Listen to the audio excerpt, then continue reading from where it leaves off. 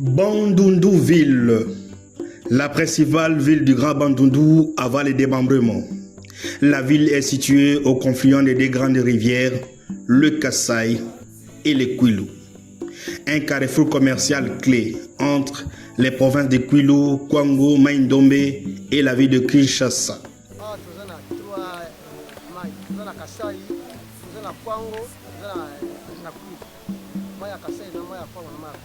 Le gouvernement Soumina met les bouchées doubles dont la réhabilitation de ces infrastructures, notamment routières.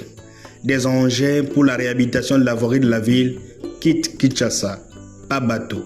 Destination, ici.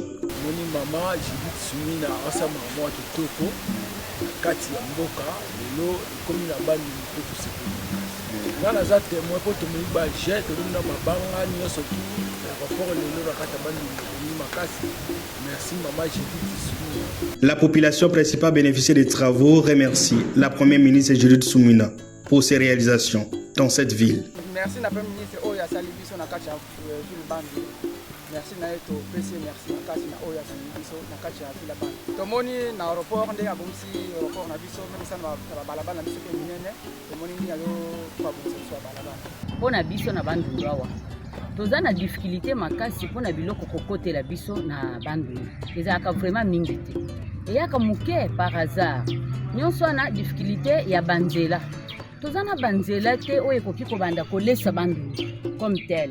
Ni nanzela mai. Soki mutu amemi ata mwa koke memi mwa biloko muke. Deke ire koma ekoluka kaka ite kama na difficulté puisque mutu ana ya koke a dépenser makambo ebele po ekomao. Yango wana toza na difficulté mais soki bakonzi bataleli biso makambo ya banzela tokoki kozala na facilité ya biso kobika. Puisque biloko yobanda kouta na banzela ferme ezo ya boye ezo uta na bamboka ezo ya boye facilité kaka problème nzela mongata soki babongiseli biso nzela mongata oyo papa tokozala na facilité makambo saki afufu na bandundu awo nasombi yango na 45 000 francs mbadi oyo nasombi na 45 000 francs. Tana posa président abongisela biso mboka abongisela biso nzela ya biso mungata tozo souffrir na nzela na acha biso prince bana Kinshasa ti na nzela ya awa na ngamo bandundu awa l'idée il va abongisela biso banzela mo ba transport pe za cher makasi ba transport za cher fama pesa biso banje oyo ko sunga biso po biloko ya mususu pe kita mboka na biso pe il va abongisa ngo bien. La piste de l'aérodrome connaît également le début des travaux, comme en témoignent ces images. C'est dans cette ville que sera tenue, au cours de cette semaine, la 13e conférence des gouverneurs.